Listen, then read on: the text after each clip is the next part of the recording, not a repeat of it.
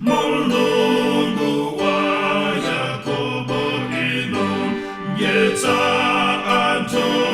anu kalelo munatsogolera makolo athuwo tsopano tipeleka mapemphero athu ano Mulungu wawo mukhalenso Mulungu wa anawo tikasokela njila muti londoleleni chakudya ndichovala muti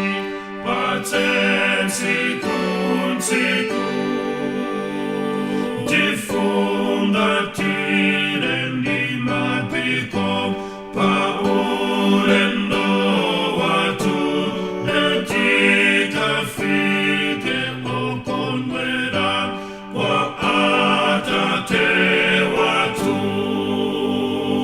tipempha madalitso anu